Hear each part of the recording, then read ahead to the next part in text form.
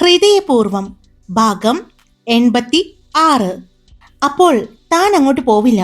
പിന്നെ ഈശ്വരന്റെ വീട്ടിലെ തന്റെ ജീവിതം ഇപ്പോൾ ഞങ്ങൾക്ക് ഏകദേശം മനസ്സിലായി. അതുകൊണ്ട് വാ ഞങ്ങളുടെ കൂടെ. ഇവിടെ വെച്ചിട്ട് ആ കഴുത്തിൽ കിടക്കുന്ന മാല അവൻ കെട്ടിയ ആ താലി ആണെങ്കിൽ അത് ഊരി വടക്കുനാഥ ക്ഷേത്രത്തിന്റെ ഭണ്ഡാരത്തിലിട്ടിട്ട് താൻ വാ. മാധവ് പറഞ്ഞതും അവളൊന്ന് പുച്ഛത്തോടെ ചിരിച്ചു. അവൻ കെട്ടിയ താലി എന്റെ കഴുത്തിൽ കിടന്നത് നിമിഷങ്ങൾ മാത്രമാണ്, വളരെ കുറഞ്ഞ നിമിഷങ്ങൾ. അതിനുള്ളിൽ അത് പൊട്ടിച്ച് ഞാൻ വിവാഹം നടന്ന ക്ഷേത്രക്കുളത്തിൽ ഉപേക്ഷിച്ചിട്ടുണ്ട്.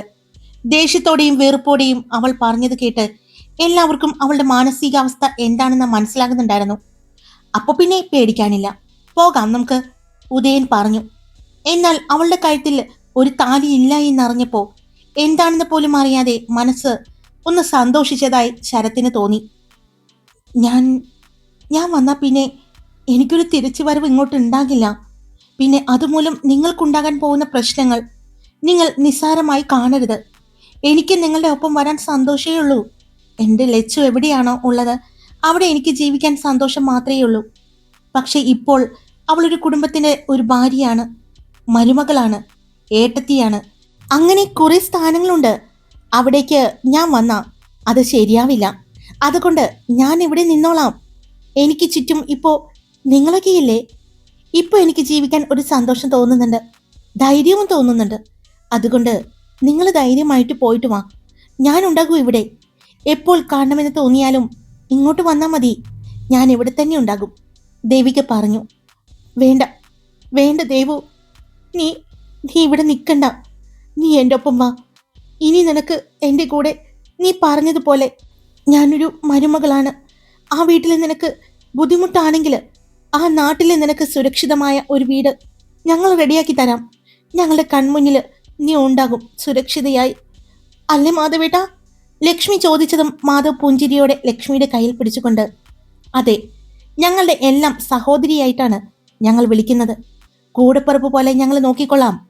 ഞങ്ങൾക്കൊരു അനിയത്തിക്കുട്ടിയെ കിട്ടിയെന്ന് വെച്ച് ഒരിക്കലും ഭാരമാവില്ല, അല്ലേ ഉദയ? മാധവ് ചോദിച്ചതും, അതെ, എനിക്ക് എന്തായാലും ഇവരെ പോലെ 2 അനിയത്തിമാര് എൻ്റെ വീട്ടിലുണ്ടായിരുന്നു. ലക്ഷ്മിയെ ഞാൻ എൻ്റെ സ്വന്തം അനിയത്തിയായിട്ടാണ് കണ്ടതും ഇവന് വിവാഹം കഴിച്ചു കൊടുത്തതും. അതും വളരെ പെട്ടെന്ന് തന്നെ എനിക്ക് എൻ്റെ അനിയത്തിയെ ഇവന് വിവാഹം കഴിച്ചു കൊടുക്കേണ്ടി വന്നു. ഇനിയിപ്പോ ദേ ഇവളെയും ഇവൻ വിവാഹം കഴിക്കാൻ പോവാണ്. ഇവള് കൂടി പോയി കഴിഞ്ഞാൽ പിന്നെ ആ വീട്ടില് ഞാനും എൻ്റെ ഭാര്യയും മാത്രമാകും. അവിടെ ഒരു പാവം ടീച്ചറമ്മയും മാഷച്ചനും ഉണ്ട്.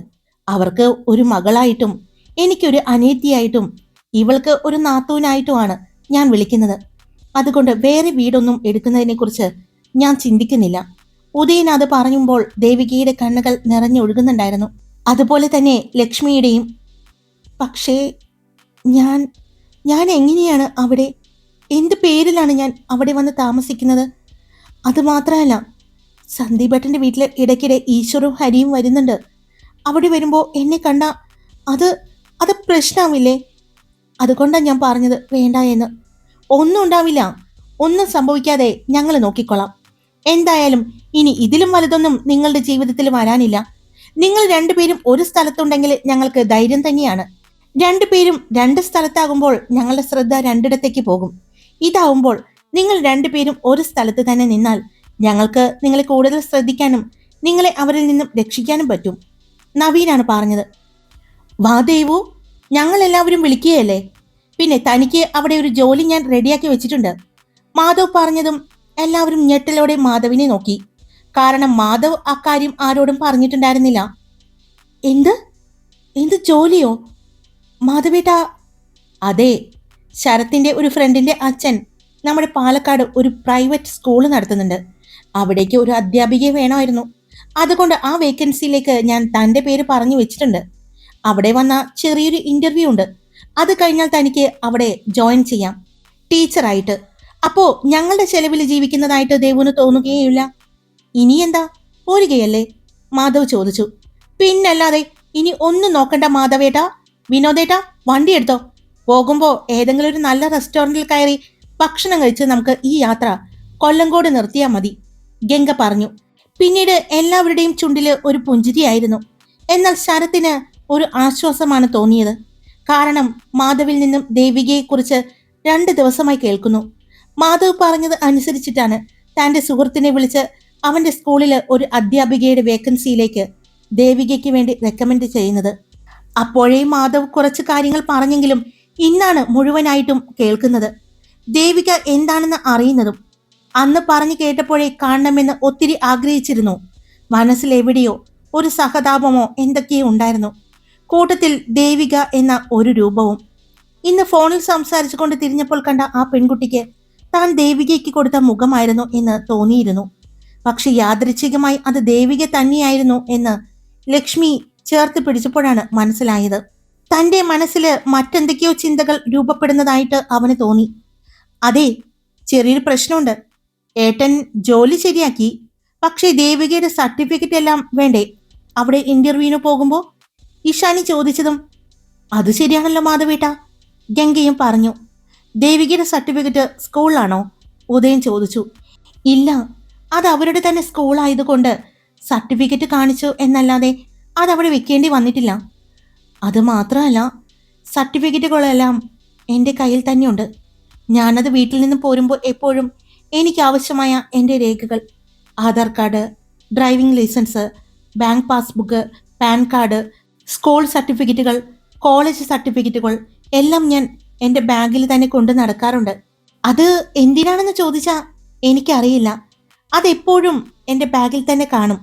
അത് കേട്ടപ്പോൾ എല്ലാവർക്കും ആശ്വാസവും സന്തോഷവും തോന്നി. അപ്പോൾ പിന്നെ ഇനി ഒന്നും നോക്കണ്ട, വണ്ടി വിട്ടോ വിനോദേട്ടാ, ബാക്കിയെല്ലാം നമുക്കിനി അവിടെ ചെന്നിട്ട്, നവീനും വിളിച്ചു പറഞ്ഞു. അങ്ങനെ പറയല്ലേ, എന്തെങ്കിലും ഭക്ഷണം മേടിച്ചു തരണം, നല്ല വിശപ്പുണ്ട്, ഗംഗ പറഞ്ഞു. കഴിക്കാൻ ഇവിടെ നിന്ന് കുറച്ച് മാറട്ടെ, ഉദയൻ പറഞ്ഞു. ലക്ഷ്മി, ഞാൻ വരാ അത്ര പറഞ്ഞതും ലക്ഷ്മി തടഞ്ഞു. വേണ്ട, വരണം, എൻ്റെ കൂടെ ഇനി ഉണ്ടാവണം. എന്ത് പ്രശ്നം ഉണ്ടായാലും നമുക്ക് ഒരുമിച്ച് നേരിടും. എനിക്ക് എന്തിനും കൂട്ടായിട്ട് ഈ കൈകൾ എപ്പോഴും ഉണ്ടാകും. അപ്പോ എൻ്റെ ഈ കയ്യിൽ നീ ഉണ്ടാകണം.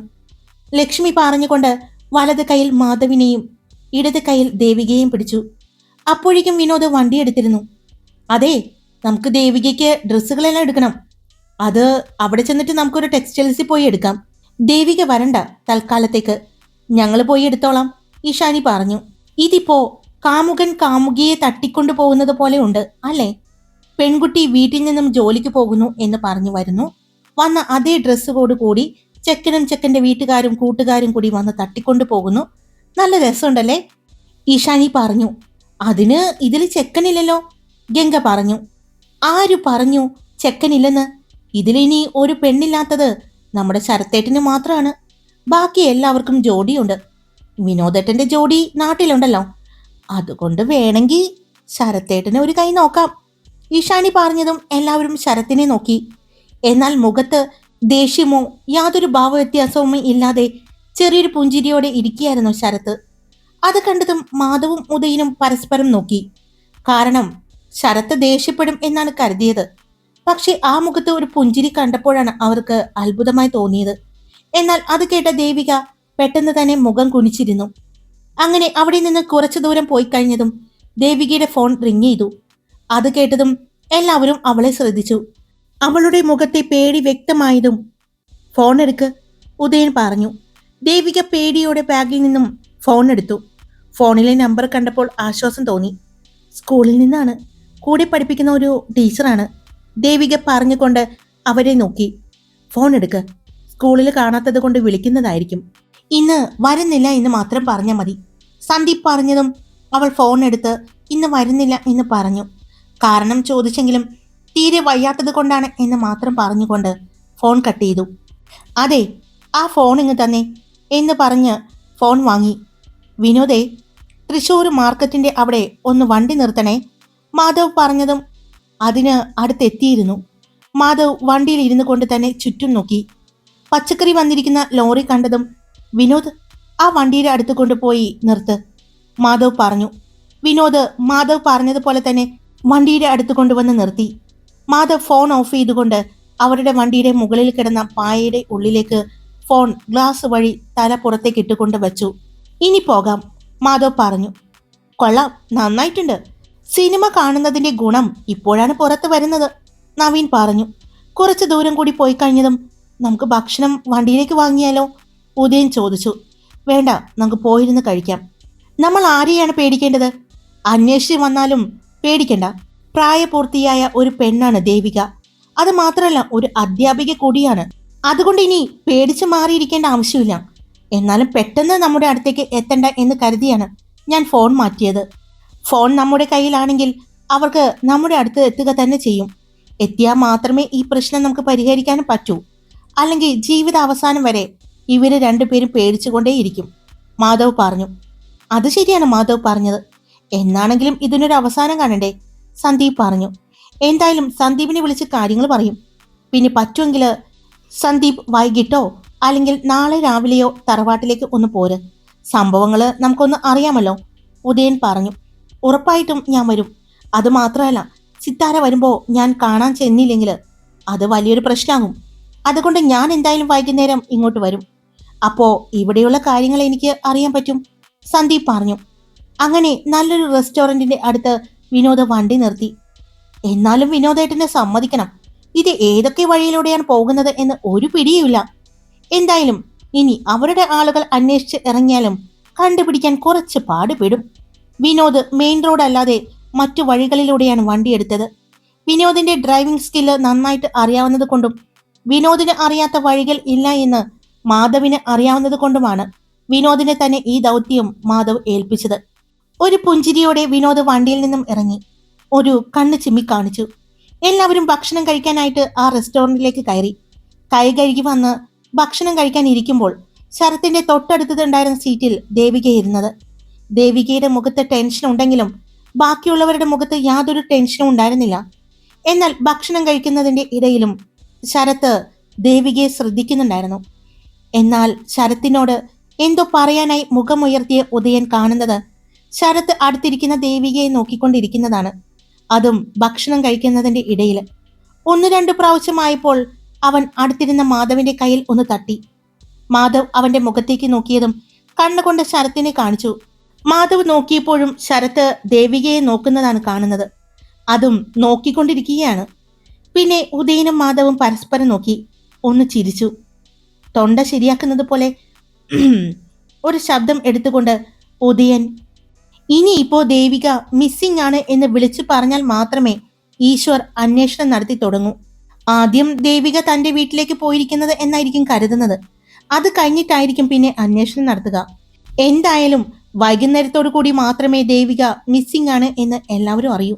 അതുകൊണ്ട് അതുവരെ നമുക്ക് സമയമുണ്ട്. അതിനുള്ളിൽ നിങ്ങൾ പോയി ദേവുവിനുള്ള ഡ്രസ്സൊക്കെ എടുത്തിട്ട് പോര്.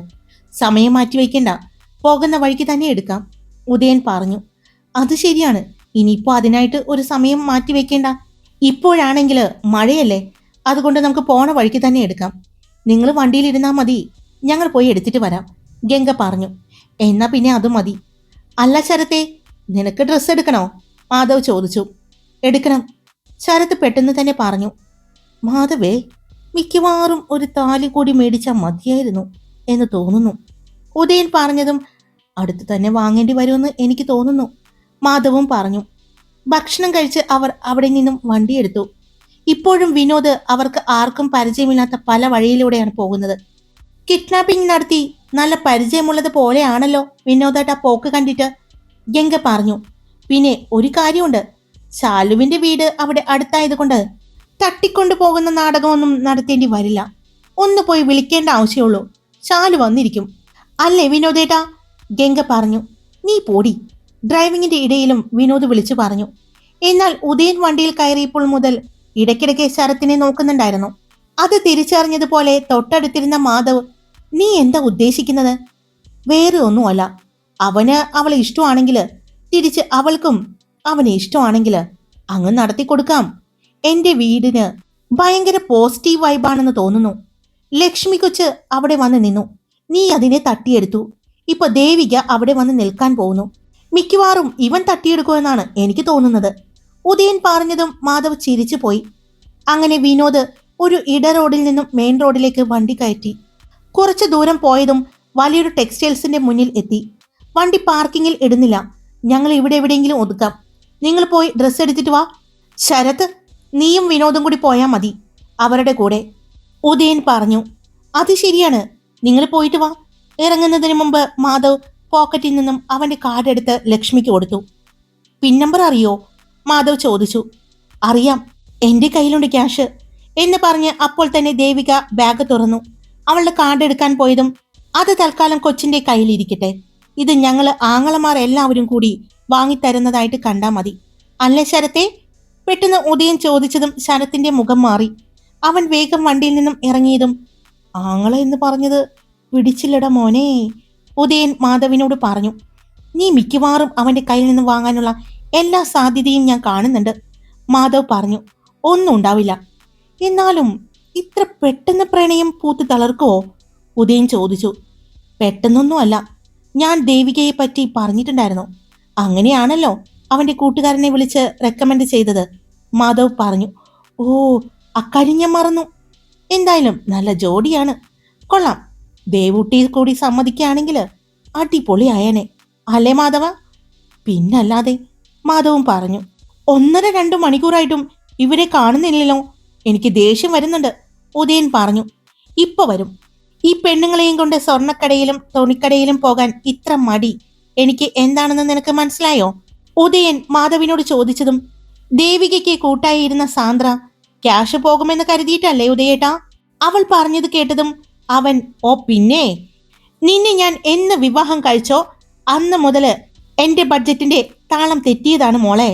ഒന്നുമില്ലെങ്കിലും ഒരു ഗവൺമെന്റ് സ്കൂളിലെ ടീച്ചറാണ്, നല്ലൊരു ശമ്പളം കിട്ടുന്നുണ്ട്. എന്നാലും അതിൽ നിന്നും 10 പൈസ അവൾ അനക്കില്ല. എന്നിട്ട് മാസാവസാനം എനിക്ക് കിട്ടുന്ന ശമ്പളത്തിൽ നിന്നും കൈയിട്ട് വരാൻ വേണ്ടി അവള് വരും. ഉദയൻ സാന്ദ്രയെ കളിയാക്കുന്നത് കേട്ട് അടുത്തിരുന്ന ദേവുവിന്റെ ചുണ്ടില് ഒരു പുഞ്ചിരി വിരിഞ്ഞു. അപ്പോഴേക്കും ഡ്രസ്സ് എടുക്കാൻ പോയവരെല്ലാവരും വരുന്നത് കണ്ടു. ഇതെവിടെയായിരുന്നു? എത്ര സമയമായി പോയിട്ട്? ഉദയൻ ചോദിച്ചു. നല്ല തിരക്കായിരുന്നു. അത് മാത്രോ? എല്ലാവർക്കും എടുക്കേണ്ടേ? നിങ്ങൾ എല്ലാവർക്കും ഡ്രസ്സ് എടുക്കാനായിട്ടാണോ പോയത്? കല്യാണ പർച്ചേസിംഗ് എങ്ങാനോ ആയിരുന്നോ? ഉദയൻ ചോദിച്ചുകൊണ്ട് ശരത്തിനെ നോക്കി.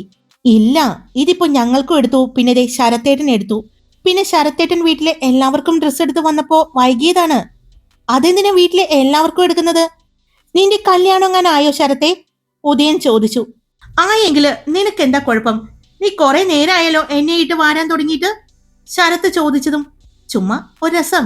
ഇനി ഞങ്ങളുടെ കൂട്ടത്തില് നിനക്ക് മാത്രമാണ് പെണ്ണ് കിട്ടാത്തതുള്ളൂ, ബാക്കി എല്ലാവരും ബുക്കിങ്ങും വിവാഹം കഴിച്ചവരും എല്ലാമാണ്. അപ്പോൾ ഇനി ഞങ്ങൾക്ക് അവരെ കളിയാക്കാൻ പറ്റില്ലല്ലോ. ഇനി എന്നെ കളിയാക്കണ്ട, ഞാനും ബുക്കിംഗ് ആണ്, ശരത്ത് പറഞ്ഞുകൊണ്ട് അവന്റെ കണ്ണുകളുടെ നോട്ടം പോയത് ദേവികയിലേക്കായിരുന്നു. അത് വ്യക്തമായിട്ട് കണ്ട് മാധവനും ഉദയനും, അപ്പോ അടുത്തൊരു പന്തല് കൂടി നമ്മുടെ വീട്ടിലിടാൻ സമയമായി എന്നർത്ഥം, ഉദയൻ പറഞ്ഞു. ഹായ്, എല്ലാവരും സുഖമായിട്ടിരിക്കുന്നോ? ഞാൻ സുഖമായിട്ടിരിക്കുന്നു. സ്റ്റോറി ഇട്ടിട്ടുണ്ട്.